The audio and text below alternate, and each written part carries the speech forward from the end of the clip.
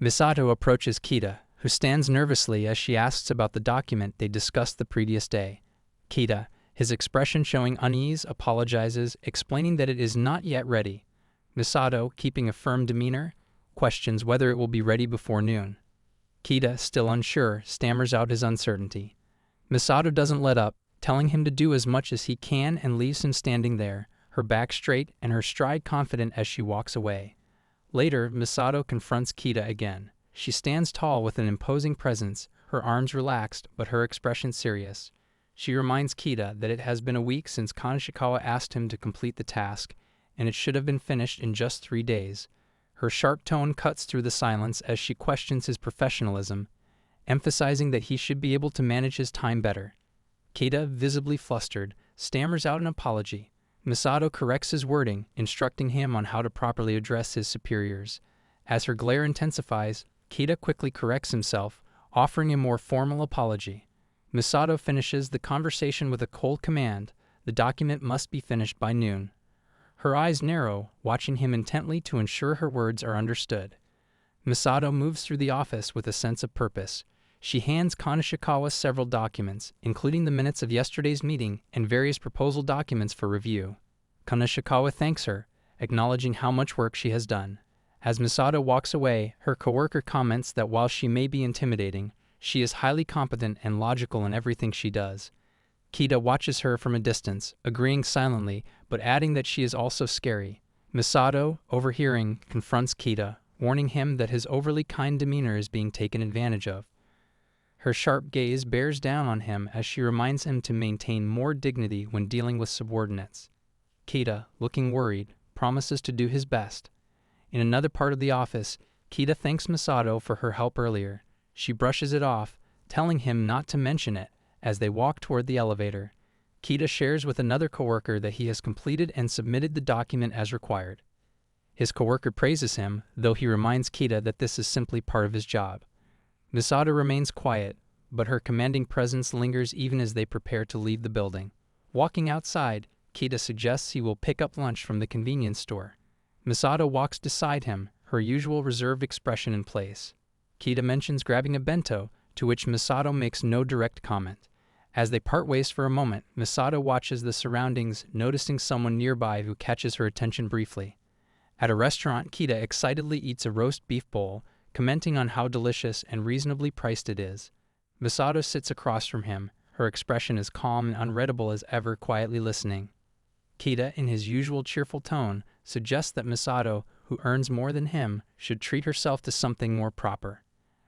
Misato simply watches him with no change in her expression, letting his words pass without much reaction. As Keda continues eating, he remarks that it is his first time trying the dish and is surprised at how light it feels on his stomach. Misato acknowledges this with a nod, expressing some relief that it suits him. Keda insists on paying for the meal as a gesture of thanks. Misato accepts but remains distant, still observing him closely as he finishes eating. As they leave the restaurant, Keda asks if Misato would mind him stopping by a convenience store to get a drink. She agrees, waiting outside as he heads in. Misato stands by herself, her attention momentarily caught by someone passing by. She quietly observes the person, noting their appearance before returning her focus to the day ahead. As Misato walks alone, 2 men approach her with casual yet intrusive remarks, asking if she is on a break from work and pressing her for her contact information. Misato remains silent, her gaze sharp but indifferent, completely ignoring their advances. The men, amused by her cold demeanor, comment to each other that she is ignoring them. One of the men notices her company name tag and reaches out to grab it, making a remark about her appearance. Just as things escalate, Keda arrives. Keda calmly steps between Misato and the men, apologizing to them, but explaining that privacy regulations at their company are strict, and they cannot disclose that kind of information. He maintains a light, polite demeanor, but his words make it clear that he is firm in his stance. He explains that they are not even allowed to give out business cards unless it's to colleagues or business partners.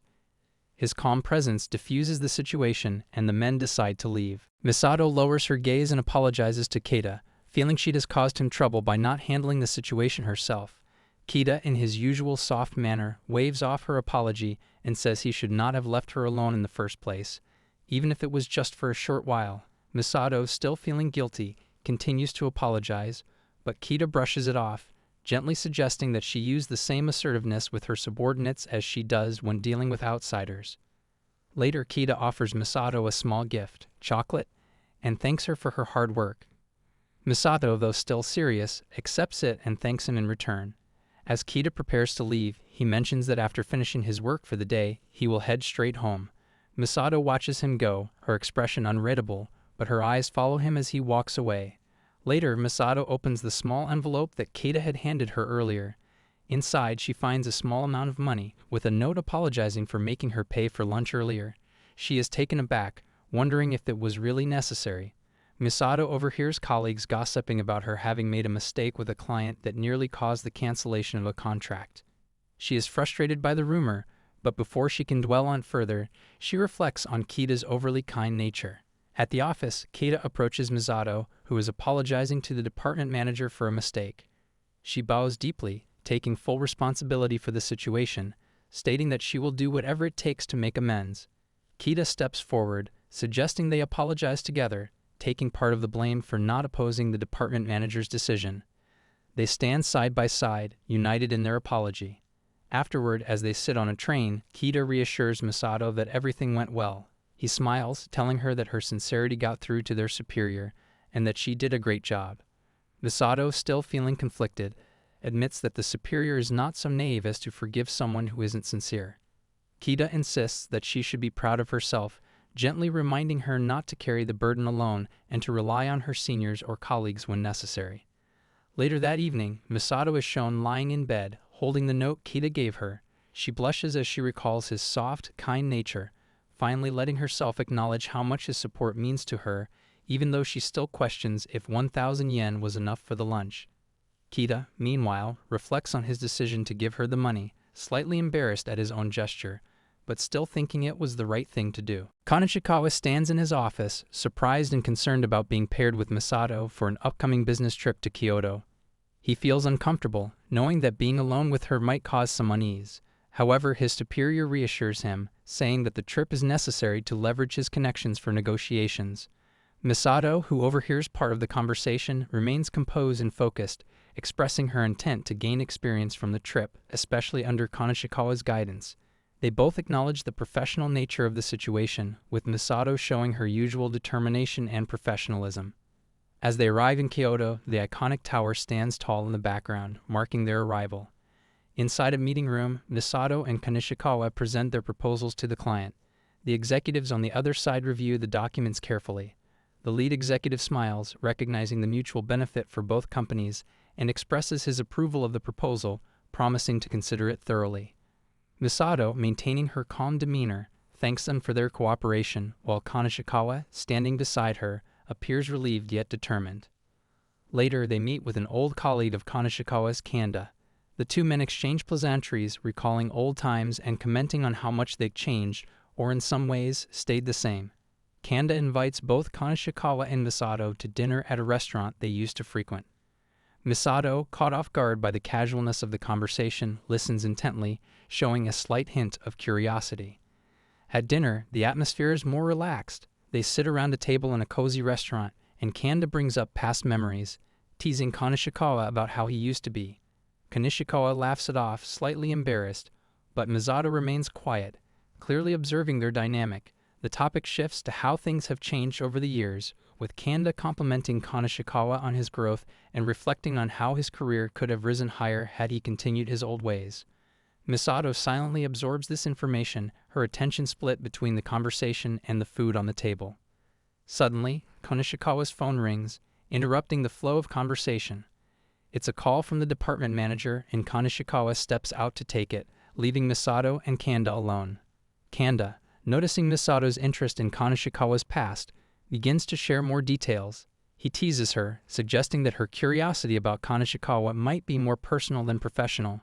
Misato, taken aback, stammers and tries to explain that it's purely for work purposes, but her reaction gives away a mix of emotions. Keda pulls out an old photo of Kaneshikawa, showing a much younger and sterner version of him.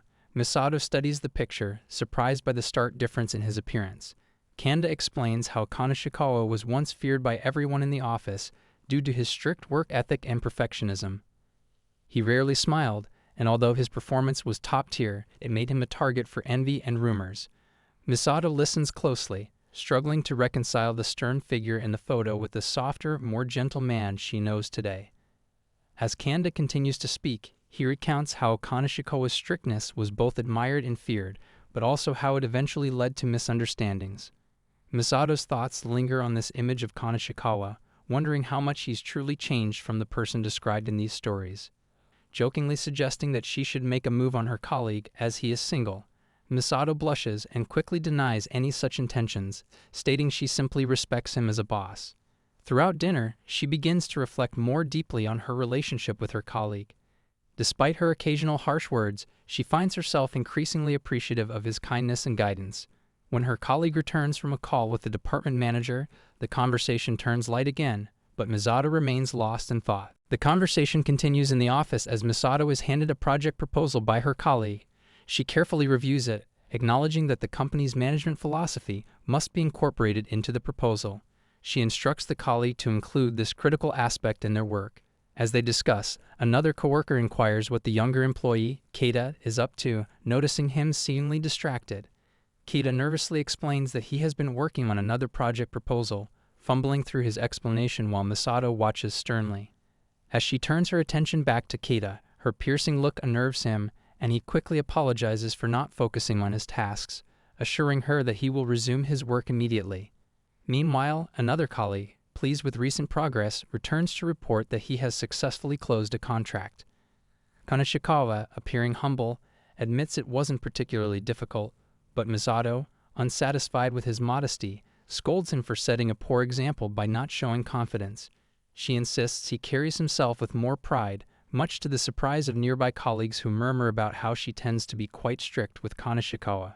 As the day moves forward, Misato reminds her team that despite their recent successes, they must continue to work diligently, even though Kaneshikawa has been too lenient.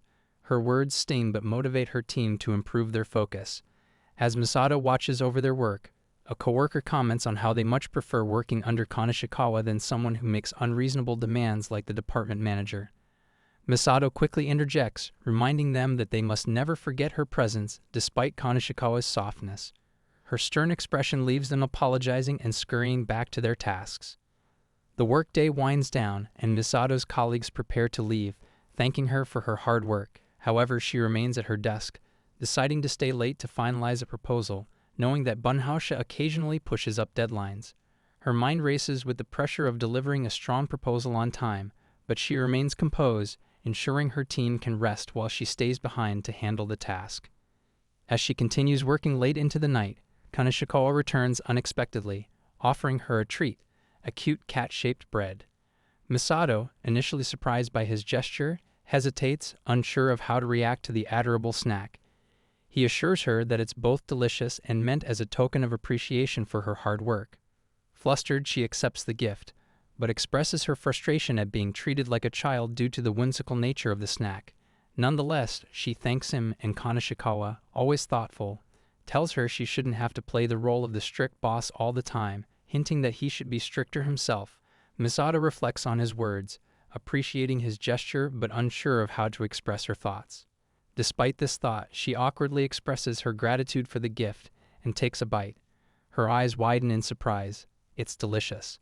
The following day, Misato's hard work pays off as her cat cafe collaboration proposal is chosen for the project. She casually mentions that she stumbled upon a good hint, remembering that the president of Bunhausha is fond of cats. She figured aligning the project with the president's preferences would help boost sales and align with their company's philosophy.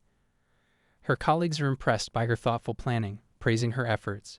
Kaneshikawa approaches to congratulate her, expressing how amazing she is. Misato remains composed, though her sharp gaze betrays her impatience. Keda, who is still nervous around Misato, listens to the conversation from a distance. Misato's attention soon shifts back to him, and she calls out to him sharply, asking if he has finished his work. Keda's heart pounds, and he hastily promises to finish by noon. Misato continues to watch him, her expression unreadable as she reflects on the responsibilities they all share. As the pressure mounts, Keda is suddenly scolded once again for spending too much time distracted by irrelevant things, including graver idols. Misato's strictness continues, and her colleagues note how unusually cold she has been lately. Keda, overwhelmed, apologizes profusely, promising to refocus on his tasks.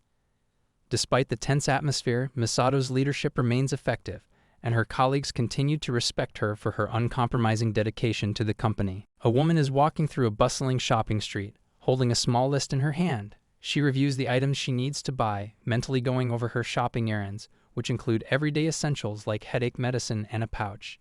As she walks, her relaxed expression indicates that she enjoys this break from her usual tasks, seeing it as a refreshing change and a possible source of inspiration for her job. Suddenly, her eyes widen in surprise, and her heart skips a beat as she sees someone familiar nearby. Her calm expression shifts, and we see her gaze intensely focused on a man standing ahead, a soft blush spreading across her face as her pulse quickens. She recognizes him as Kaneshikawa-san, someone she knows, and her surprise is evident. She calls out to him, her voice filled with disbelief at the unexpected encounter. The man, Kaneshikawa-san, stands outside a drugstore with a gentle smile, completely unaware of the woman's initial shock. As she approaches him, they exchange pleasantries. The woman asks what he plans to do during the holiday they finally have, curious about how he spends his free time. He casually responds with a playful, secretive air, thanking her for her hard work and wishing her a relaxing time off. She bows in thanks, clearly intrigued by his mysterious response, and watches him as he walks away. She's left pondering his plans, slightly frustrated at not getting a clear answer. Following Kaneshikawa-san, we see him enter a bakery, his calm demeanor unchanged. The woman continues her shopping, but now finds herself glancing toward the bakery, noticing how coincidentally he seems to appear in the same places she's visiting. Her thoughts swirl as she tries to rationalize the situation, insisting to herself that she's not following him, although she keeps glancing back toward where he went. She wonders if his trip to the bakery is for lunch and considers how odd it is to keep running into him. Her gaze follows him as he exits one bakery only to step into another one shortly after, adding to her confusion. She sneaks after him, trying not to be obvious, but the situation becomes increasingly strange as she finds herself entering the same stores as him. She picks up items in a store, still musing over his behavior, contemplating whether she should stock up on essentials. Her curiosity intensifies when she recalls the young and cute clerk who worked at the bakery and starts connecting the dots about Kaneshikawa-san's repeated visits to different bakeries. She begins to suspect that his interest may not be in the bread, but in the young bakery clerks themselves.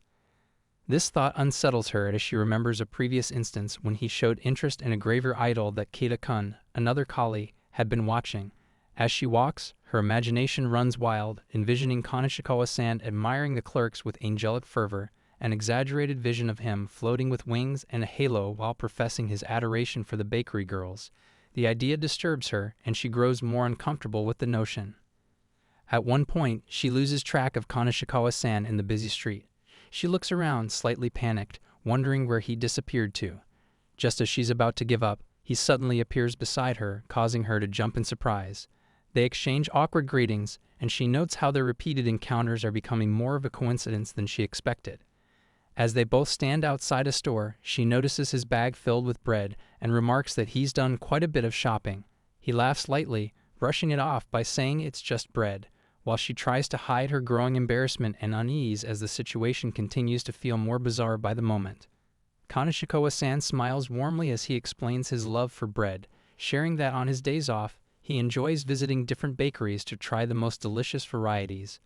The woman watches him with wide eyes, clearly taken aback by his enthusiastic confession. He casually mentions the specific locations where he goes for his favorite types of bread, from croissants to melon pan, even pointing out that the bread he gave her the other day was from one of his trips. She recalls receiving a cute bread shaped like a cat, and her surprise deepens. Her face tightens as she questions whether he goes to all these bakeries just for bread, and he sheepishly admits that he does. He acknowledges that it might be embarrassing for someone his age to be so invested in trendy pastries, which are usually more popular with younger people. Noticing her slightly tense expression, he wonders if she's angry, but she sharply responds that she isn't. Though her frustration is evident, she bluntly asks if keeping such a hobby a secret was necessary, emphasizing that there's nothing wrong with it. In an effort to lighten the mood, he offers her one of the breads he bought, asking if she'd like to try it. She hesitates at first, but with a soft blush, she accepts his offer, thanking him. They both sit on a nearby park bench, unwrapping the bread. Kaneshikawa takes a bite and immediately expresses how delicious it is, savoring the flavors of butter and salt. The woman observes him quietly, her expression a mix of curiosity and reluctance. He enthusiastically praises the bread, asking her for confirmation, but she remains unsure how to respond. Kaneshikawa suddenly realizes he may have overstepped and awkwardly asks if this situation might be considered harassment since he unintentionally dragged her into eating bread with him. Sweat beads form on his face as he fears he might have messed up. She sighs, acknowledging that while it might be true that no one wants to spend their day off with their boss, she was actually the one who invited him to eat together. He relaxes, offering her more bread as a peace offering, but she politely declines, worried about gaining weight. She thanks him for the bread, standing up to leave. Before she goes, she pulls a small flower from her bag and hands it to him, softly saying that it's a token of thanks for the treat. Kaneshikawa looks at the flower in surprise, wondering aloud when he last received one. They part ways, and she watches him walk away, feeling conflicted. Back in her apartment, her heart pounds as she recalls their time together, realizing that the simple act of sharing bread on a holiday almost felt like a date. Her mind lingers on the flower she gave him, a marguerite. Curiosity drives her to look up the flower's meaning, and she's shocked to find that it symbolizes secret love. Flustered, she tries to convince herself that the encounter was purely coincidental, but the meaning of the flower continues to weigh on her thoughts. Meanwhile, Kaneshikawa admires the small flower, appreciating its beauty, completely unaware of the hidden message behind it. The story picks up with the character nervously standing in front of a cheerful maid at a cafe. He blushes deeply as she encourages him to say the cafe's signature catchphrase, a cute line involving cats. He struggles to comply, stammering and embarrassed, but eventually he manages to say the words, much to the maid's delight. Nearby, a colleague is recording the situation with her phone. She coldly informs him that she won't be participating in the event, but is there purely to gather data. The atmosphere is light, and he reacts playfully to her refusal. We then find ourselves at a sunny beach. The man walks along the sand, towel draped over his shoulders. He gazes towards the water where a young boy wades in with water wings. Off to the side, a woman is adjusting her hair, wearing a bikini and an open shirt, her expression calm but aware of his gaze. The setting is serene, the warm sun casting a glow over the scene. Back in the office, the man nervously asks the woman if she captured any embarrassing moments while collecting data. She reassures him that she didn't intentionally take pictures of him and was focused solely on her task. He seems somewhat relieved but still asks her to delete certain pictures that made him uncomfortable. As they continue walking, he recalls the cafe visit, admitting how exhausting the experience was compared to others. The woman stays calm and professional, emphasizing the importance of gathering as much information as possible for their project. In a traditional Japanese room, two men sit discussing a project involving a beach house. One of them, older, reflects on how the place will close down after the next festival. He expresses his desire to make the final festival something truly memorable. The younger man listens intently, offering his support. Their conversation turns towards creative ideas, with the younger man suggesting something different, like combining the beach house with the idea of a maid cafe. The elder considers this, and they start discussing ways to make it appealing to all guests, including the elderly and families who might not typically frequent such themed venues. As the conversation continues, the young man reflects on his experience visiting a maid cafe. He mentions how he was initially drawn in by the novelty, but the politeness and hospitality of the staff won him over. The elder is intrigued by the idea, and they talk about reworking their proposal to include some elements from the maid cafe experience to give their event a fresh, unique appeal. Later, in a lively and crowded festival environment, the young woman is approached with a request to gather data from a maid cafe. At first, she's taken aback, questioning why she would be chosen for such a task, but the others reassure her. They mention that anyone unfamiliar with maid cafes would provide useful insights. As fireworks light up the night sky, the woman contemplates the task, agreeing that data gathering alone might be tough. The conversation moves to their planning table, where the group continues their discussion about the maid cafe concept. They realize they need a proposal that appeals to a wide range of people, especially those attending the festival. After some thought, the woman agrees to help gather the needed information and looks to the others for their support in creating a balanced proposal. The others acknowledge her efforts, each offering assistance in various capacities. The story transitions as the group meets with the restaurant owner at the beach house. The older man explains that he's struggling to find certain ingredients, and his regular customers would be upset if they aren't able to maintain the usual menu. One of the event organizers listens carefully, offering to visit some acquaintances who might be able to help with sourcing what's needed. The older man expresses his gratitude, remarking how much he appreciates their efforts to support his business during its final event. As the festival planning continues, the group reflects on how they had once caused trouble around the beach, but now feel a deep sense of responsibility to make the event a success. They feel indebted to the older man for his kindness in the past, cleaning up after them and providing free meals. Now, as they assist with the final preparations, they hope to repay his generosity with a spectacular farewell event. The final conversation shifts to an emotional exchange where the elder shares his hope for a grand final. He wants to leave a lasting impression before retiring, much like a fireworks display that ends in a brilliant, unforgettable spectacle. Everyone listening promises to help him make this dream a reality, each contributing what they can to bring the event to life. With renewed determination, the group prepares to set their plans in motion, knowing this will be a festival to remember. As the group disperses, the elder offers his final words, encouraging everyone to get back to work and make the event a success. There is a sense of camaraderie and shared purpose as they move forward with their preparations, eager to bring the beach house to life for one last memorable festival. As they prepare to leave the beach, Kaneshikawa mentions the importance of blending the elements of a beach house, the summer festival, and the maid cafe into their event proposal. Misato, with renewed inspiration, begins to form a more cohesive idea, stating confidently that they can incorporate the best qualities of both the beach house and the cafe into the festival event. Her determined expression signals her readiness to proceed with the project. The group returns to Kage, the elderly owner of the beach house, where they discuss potential collaborations for the upcoming event. Kaneshikawa expresses his earlier embarrassment at the maid cafe, but assures Kaga that they will find a creative and effective way to combine the two distinct concepts. Kaga, amused but understanding, supports their efforts, noting that it's difficult to satisfy everyone. He gives them the freedom to experiment, knowing that this final event should be spectacular. At Misato's request, the staff at the beach house enthusiastically agrees to help, voicing their eagerness. They cheer loudly as they volunteer, and Kaga, with a warm smile, says he's counting on them. As the group leaves, the beach house staff offer the team new swimsuits and suggest that they enjoy the water.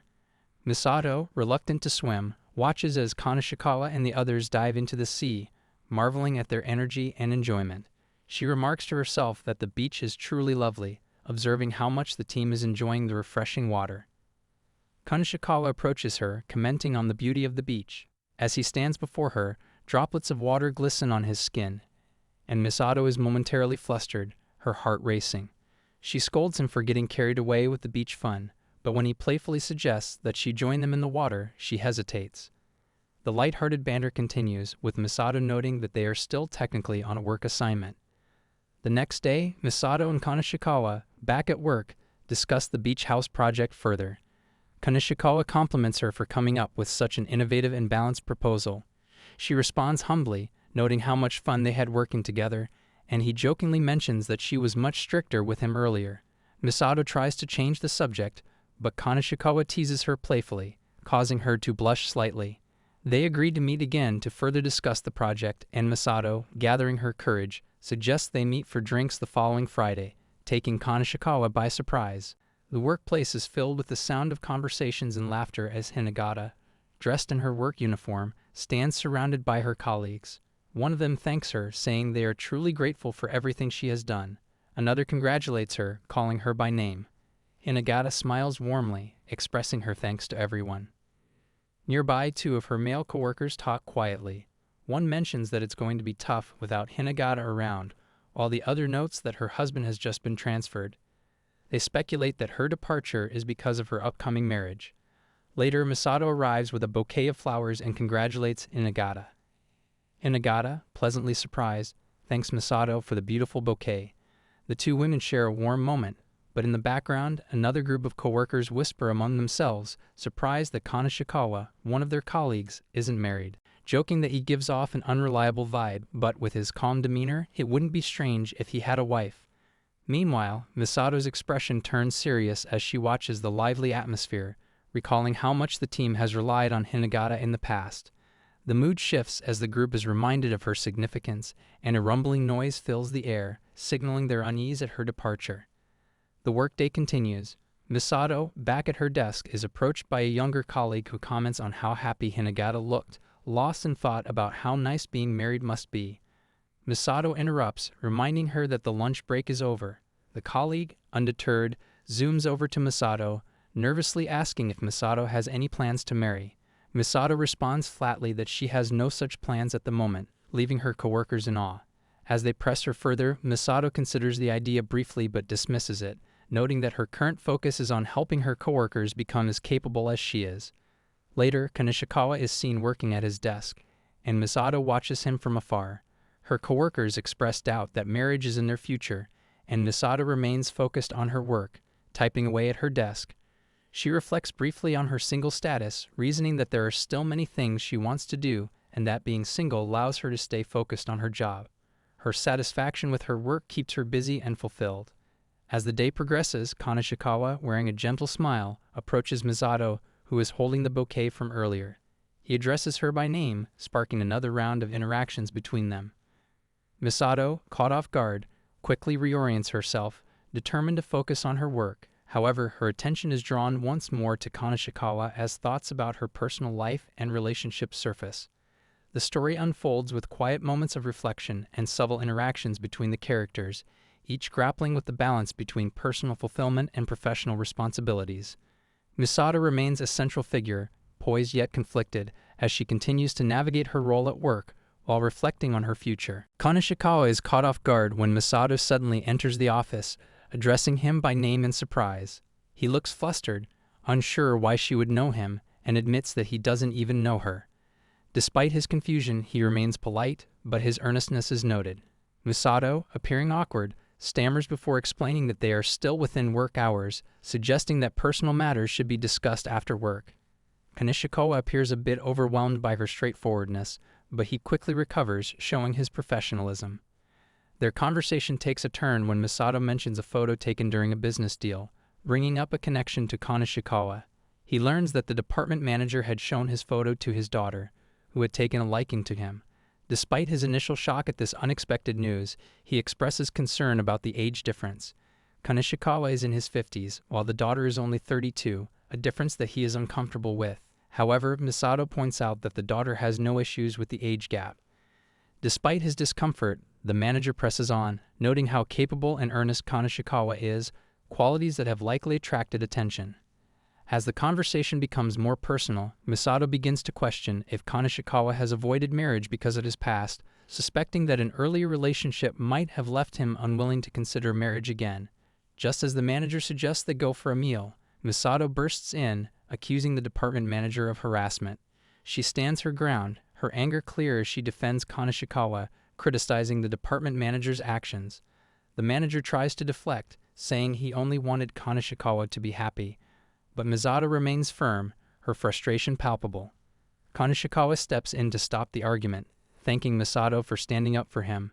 Misato, flustered, apologizes for making the situation awkward. They leave the room together, Misato still apologizing, while Kaneshikawa reassures her that she surprised him with her courage.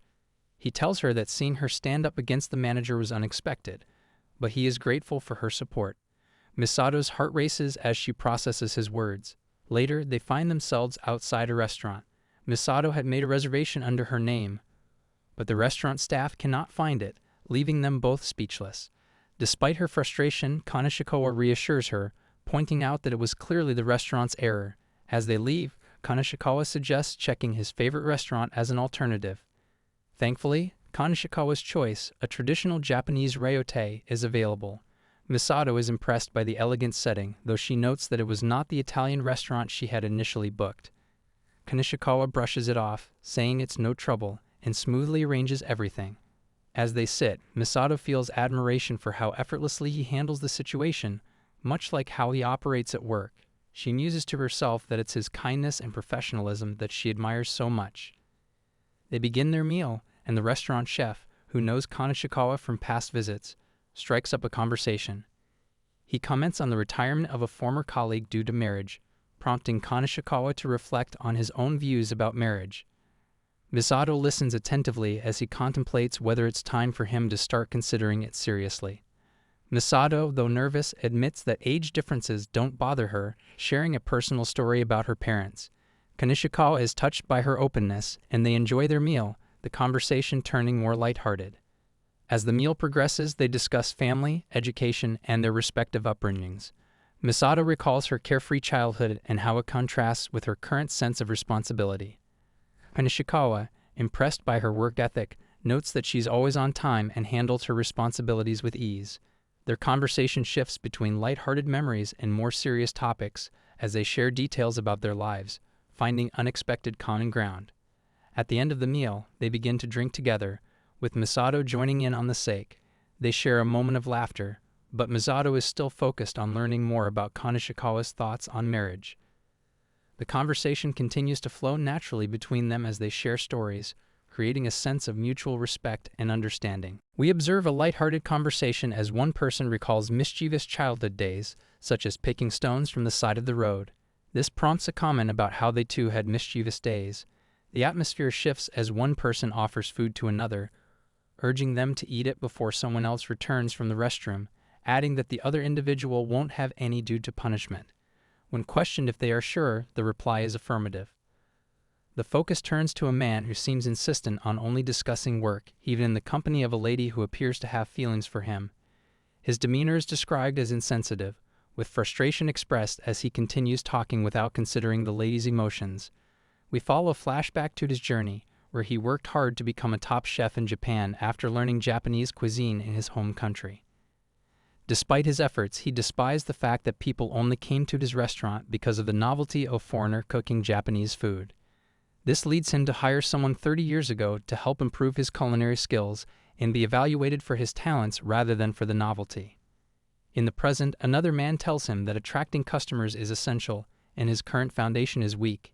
He states that the goal is to have as many people as possible enjoy first-class Japanese cuisine, but the chef interprets this as a criticism of his skills. However, the man clarifies that he is referring to money and connections, emphasizing that customers who come for novelty can still be potential connections and sources of funding.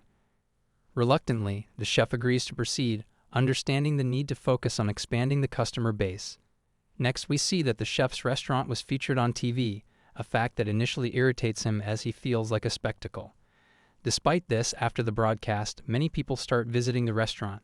Some come out of curiosity, while others appear to laugh at him. Despite these mixed reactions, he is surprised that the experience was better than he anticipated.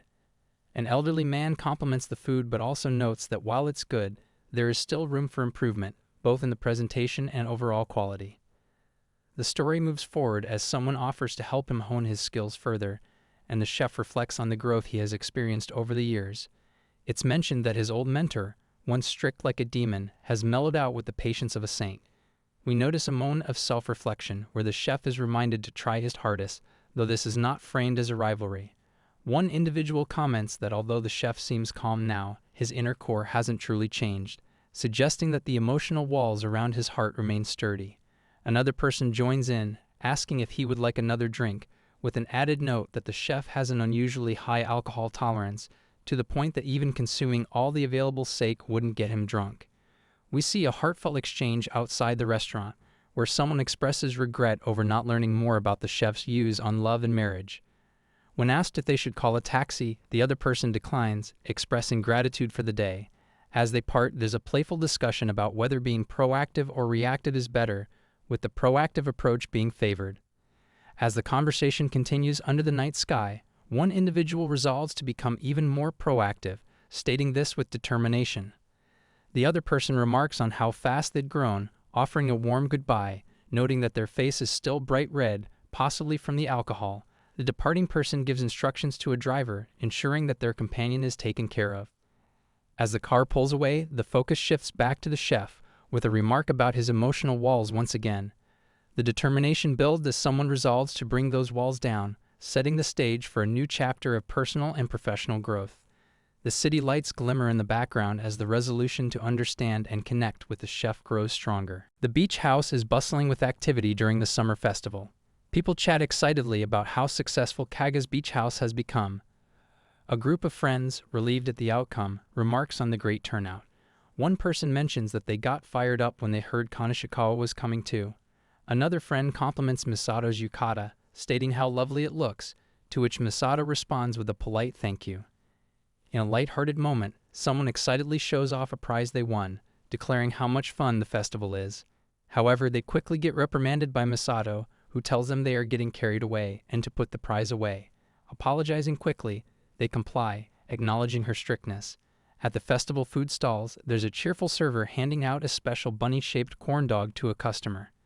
The festive atmosphere is enhanced by the child-friendly vibe, despite the fact that the beach house was meant to have a maid cafe theme.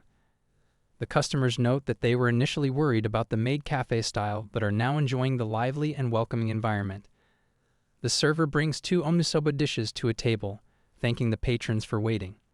One customer fidgets nervously, noting how out of place they feel in the more lively atmosphere compared to a typical maid cafe. Kaga, the owner of the beach house, prepares to serve some special topping dishes, calling it the beach house's special topping beam. Her bubbly enthusiasm and cute presentation win over the customers, who decide to stay a little longer after initially thinking about leaving. As they enjoy the food, Satoru arrives, looking proud and happy. Kaga's lighthearted comment about closing the shop after the festival sparks conversation about how much the business has grown, with more than 3 times the customers compared to previous years. Later, as the night continues, someone reflects on the years spent at the beach house, expressing their gratitude. Although they are saddened that the place will no longer operate, they have no regrets as they were able to witness the beach house bustling with people. The atmosphere turns nostalgic, with Kaga-san and others reminiscing about the good times spent there. There's a sense of pride as they talk about how the beach house had become a place for young and old to gather, recalling that it had once been a refuge for those who had lost their way.